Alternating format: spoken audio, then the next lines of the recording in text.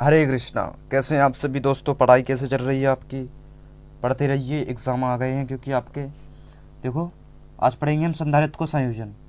अब अब न्यूमेरिकल्स हमारे जो चैनल है उस पर न्यूमेरिकल्स कई पढ़ चुके हैं, मैंने 10 पार्ट अपलोड कर दिए हैं वैसे, लेकिन आज पढ़ेंगे संयोजन पर आधारित। देखो, संयोजन का मतलब क्या होता। जैसे हम पढ़ेंगे पहले श्रेणीक्रम संयोजन। क्या पढ़ेंगे? श्रेणीक्रम संयोजन। देखो, श्रेणीक्रम संयोजन होता क्या है। श्रेणीक्रम संयोजन श्रेणीक्रम संयोजन में क्या होता है? ए है पहला संधारित्र, ए ले लिया मैंने दूसरा संधारित्र। तो श्रेणीक्रम संयोजन में क्या होता है? पहले संधारित्र की दूसरी प्लेट दूसरे संधारित्र की पहली प्लेट से जुड़ी होगी, यानी ए। इसे कहते हैं श्रेणीक्रम। श्रेणीक्रम का सूत्र होता है 1/c बराबर 1/c1 प्लस 1/c2। तो ए तो रहा श्रेणीक्रम। अब चलते हैं समांतर क्रम क्या होता। नंबर 1, नंबर 2 समांतर क्रम संयोजन। समांतर क्रम संयोजन। देखो, समांतर क्रम संयोजन में क्या होता है? संधारित्रों की पहली प्लेटें किसी एक बिंदु से जोड़ दी जाती हैं। जैसे एक संधारित्र, दूसरा संधारित्र, तीसरा संधारित्र। तो मैंने इनकी पहली प्लेटों को एक प्लेट, दो प्लेट, ये पहली प्लेटें हैं इसकी, ये दूसरी प्लेट, तो एक बिंदु से जोड़ देते हैं। जोड़ दिया मैंने एक बिंदु से, और दूसरी प्लेट है दूसरे बिंदु से, यानी ये भी। तो इसे कहते हैं समांतर क्रम संयोजन। इसका सूत्र होता है C बराबर C1 प्लस C2। बस यही समझाना था आपको। चलते हैं पहले क्वेश्चन की तरफ। देखो, जब भी आपको ऐसा क्वेश्चन दिखे, एग्जाम में ऐसा क्वेश्चन कई बार आया है, आपको भी पता है ऐसा क्वेश्चन कई बार एग्जाम में पूछा गया है 4 नंबर का। तो आपको जब भी ऐसा क्वेश्चन दिखे, ये बीच वाला है ना 8 माइक्रोफेरेड, इसको हाइड कर देना हमेशा के लिए। हाइड, इसका कोई महत्व नहीं होता है इसमें, ये अप्रभावी होता है क्योंकि ये व्हीट स्टोन है और ये अप्रभावी ही रहेगा 8 माइक्रोफेरेड। अब देखो, अब मुझे बताओ 3 माइक्रोफेरेड और 3 माइक्रोफेरेड किस क्रम में है? जल्दी से बताओ मुझे। समांतर क्रम में, श्रेणी क्रम में? तो डेफिनेटली ये समांतर क्रम में है, क्योंकि रहा संधारित्र पहला संधारित्र, ये दूसरा संधारित्र। तो पहले संधारित्र की पहली प्लेट से जुड़ी है और दूसरे संधारित्र की पहली प्लेट से जुड़ी है, तो डेफिनेटली ये समांतर क्रम संयोजन होगा। तो समांतर क्रम संयोजन का सूत्र क्या होता है? C बराबर C1 प्लस C2। तो C बराबर कितना आ जाएगा? 3 और 3 कितने? 6 माइक्रोफेरेड। इसे दे देते हैं C डैश नाम। अब आओ इस पर देखो, 6 माइक्रोफेरेड और 6 माइक्रोफेरेड। ये रहा पहला संधारित्र, ये रहा दूसरा संधारित्र। तो देखो, ये रहा उसकी पहली प्लेट, ये रही दूसरे संधारित्र की पहली प्लेट, तो एक बिंदु से जुड़ी हुई, तो ये समांतर क्रम संयोजन में है। तो समांतर क्रम संयोजन का फॉर्मूला यही होता है कि सामने हो उसके समांतर क्रम संयोजन होगा। तो डेफिनेटली ये समांतर क्रम संयोजन है। तो अब क्या लिखेंगे? 6 माइक्रोफेरेड। 6 माइक्रोफेरेड किस क्रम में है? 6 माइक्रोफेरेड 6 माइक्रोफेरेड समांतर क्रम संयोजन में है। तो फॉर्मूला क्या कहता है? C डबल डैश लगा दो, C डैश दिया इसे C double dash, C1 plus C2। तो C डैश बराबर कितना आ जाएगा?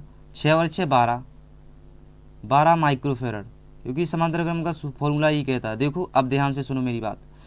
6 माइक्रोफेरेड और 12 माइक्रोफेरेड किस क्रम में होंगे? अब जैसे मैंने इसे सोल्व कर लिया, इसका आया 6 माइक्रोफेरेड, इसे सोल्व कर लिया, ए आया 12 माइक्रोफेरेड। तो मुझे बताओ ये चैन सीधी श्रृंखला बन गई कि नहीं बन गई? और इसी में आ गई अब 2 संधारित्र, यानी 6 माइक्रोफेरेड आ गया इसमें और 12 माइक्रोफेरेड, तो सीधे में है इसके, तो एक ही चेन में है। तो क्या होगा? ये श्रेणीक्रम संयोजन, डेफिनेटली श्रेणीक्रम संयोजन होगा। तो श्रेणीक्रम संयोजन का सूत्र क्या होता? जैसे लिखिए 6 माइक्रोफेरेड 12 माइक्रोफेरेड किस क्रम में है? श्रेणी क्रम में। ये क्वेश्चन अच्छा है, एग्जाम में कई बार पूछा गया है ऐसा क्वेश्चन। आपको अंक जरूर बदल देंगे, लेकिन ऐसा क्वेश्चन कई बार पूछा गया है एग्जाम में। 12 माइक्रोफेरेड श्रेणी क्रम में है। तो फॉर्मूला क्या कहता है श्रेणी क्रम का? 1/ट्रिपल डैश बराबर 1/C1 प्लस 1/C2। मान रख दीजिए इसमें जल्दी से। 1/ट्रिपल डैश बराबर 1/C1 का मान 1/6, इसका 1/12। अब इसका एलसीएम लेंगे तो कितना आएगा? जल्दी से एलसीएम लो इसका। 12 एलसीएम आएगा इसका 12, 6 दूनी 12, यानी 1, 3/12। इसके काटेंगे 1/4, 1/4। तो C ट्रिपल डैश बराबर कितना आ गया? 1/4, और C ट्रिपल डैश बराबर आ जाएगा 4 माइक्रोफेरेड। ये रही उसकी तुल्यधारता। ऐसा क्वेश्चन आया हमेशा ऐसा ही करना। पहले इसे ले लेना समांतर क्रम में, इसे भी समांतर क्रम में, और फिर दोनों को हल करके आए जितना, उसे ले लिया श्रेणी क्रम में। तो आपका आंसर बिल्कुल परफेक्ट आएगा, उससे कोई भी गलत नहीं कर सकता। देखो अब चलते हैं इसमें दूसरा क्वेश्चन।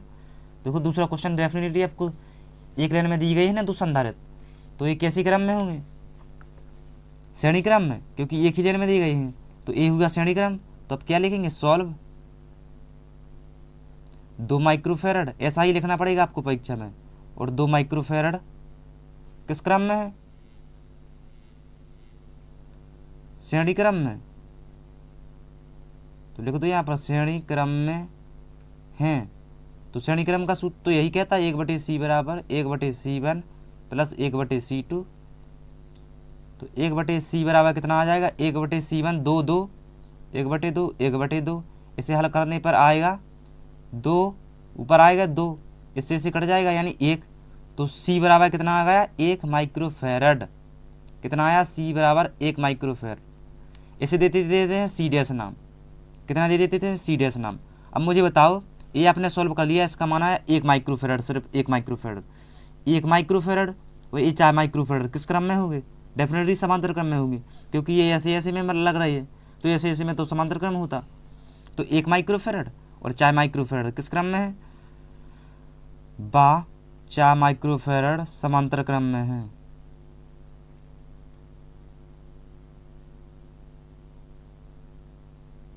तो समांतर क्रम का सूत्र क्या था? c double dash c1 plus c2। c dash बराबर कितना आएगा? 1 प्लस 4, कितना हुआ? c डैश बराबर आएगा 5 माइक्रोफेरड। तो ये रहा आपकी तुल्यधारिता का आंसर। अब चलते हैं इसमें अगला क्वेश्चन। देख लो अगला क्वेश्चन आपसे क्या कहता है। एक क्वेश्चन भी ऐसा व्हीट स्टोन की तरफ से कई बार पूछा गया ऐसा क्वेश्चन। देखो ध्यान से देखो, मैंने आपको समझाया था ना। देखो ये रहा पहला संधारित्र, ये रहा पहला संधारित्र, ये रहा पहला संधारित्र, ये रहा दूसरा संधारित्र। तो समांतर क्रम की परिभाषा क्या कहती है कि संधारित्र पहले संधारित्र की पहली प्लेट एक बिंदु से, तो देखो ये जुड़ी है पहली प्लेट एक बिंदु से, और दूसरी संधारित्र की पहली प्लेट भी एक बिंदु से। तो 4 और 2 किस क्रम में हुए? समांतर क्रम में। तो लिखेंगे आप सॉल्व, ऐसा क्वेश्चन एग्जाम में कई बार पूछा गया, ऐसे में समझ करना। 4 माइक्रोफेरड बा 2 माइक्रोफेरड समांतर क्रम में है।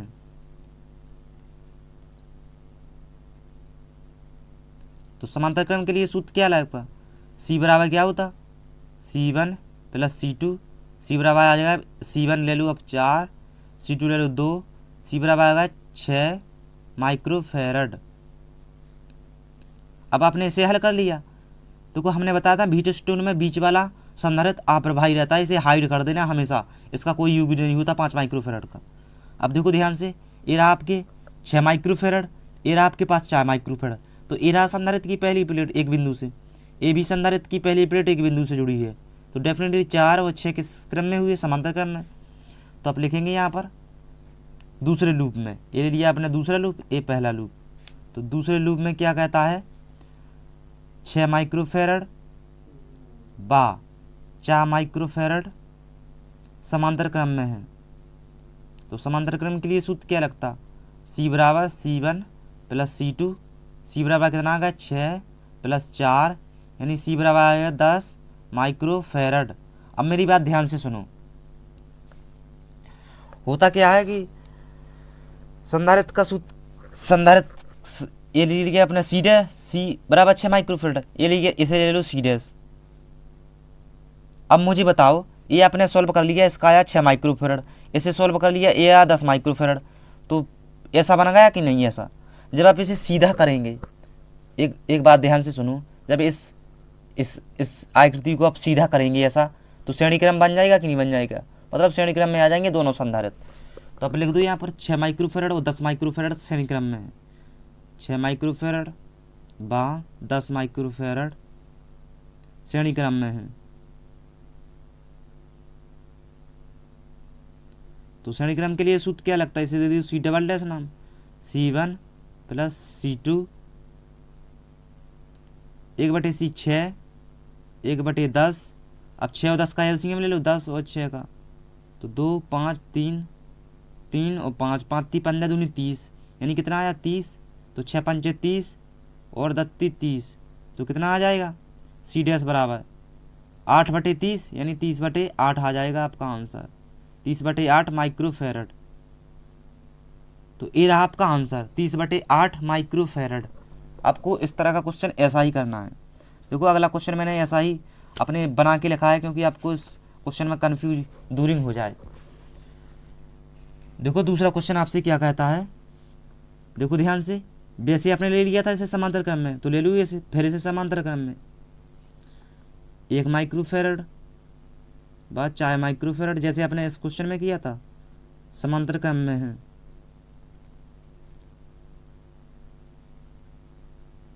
समांतर क्रम में तो डेफिनेटली सूत्र क्या लगेगा, C बराबर C1 + C2, C बराबर 1 और 4 कितने हुए 5 माइक्रोफेरड।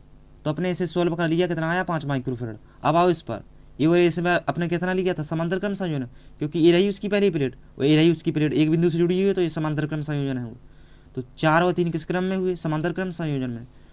तब दूसरे लूप में आएंगे। अब लिखेंगे यहाँ पर 3 माइक्रोफेरड बा 4 माइक्रोफेरड समांतर क्रम में है। तो इसलिए लगा दो सूत्र, सी डैश दे दो इसे नाम, C1 + C2, सी डैश बराबर कितना आ जाएगा 3 और 4 कितने हुए 7 माइक्रोफेरड। अब मुझे बताओ, आपने ए टर्म्स हल कर ली, बीच वाला हमेशा अप्रभावी रहता है, कितना भी दिया गया हो आपको। अपने ए 7 माइक्रोफेरड और 5 माइक्रोफेरड, इसमें क्या लिया था आपने, ए और ए हल करके इसे श्रेणी क्रम में ले लिया था। तो अब इसे डेफिनेटली श्रेणी क्रम में ले लो, 5 माइक्रोफेरड 7 माइक्रोफेरड। तो 5 माइक्रोफेरड बा 7 माइक्रोफेरड श्रेणी क्रम में है। जैसे मैंने उसमें समझाया था वैसे ही इसमें है, श्रेणी क्रम संयोजन में है। तो श्रेणी क्रम संयोजन के लिए सूत्र क्या लगता, C डबल डैश से नाम दे दो, 1/C1 1/C2 1/C डैश बराबर 1/C1 का मान 5 और C2 का मान 7। 7 और 5 का आप LCM लेंगे तो आएगा 35। 7 और 5 कितना आ जाएगा, 7 5 12, 12/35। जब ऊपर ले जाएंगे C डैश तो कितना आ जाएगा, C डैश बराबर 35/12 माइक्रोफेरड। तो ये रहा इसका आंसर।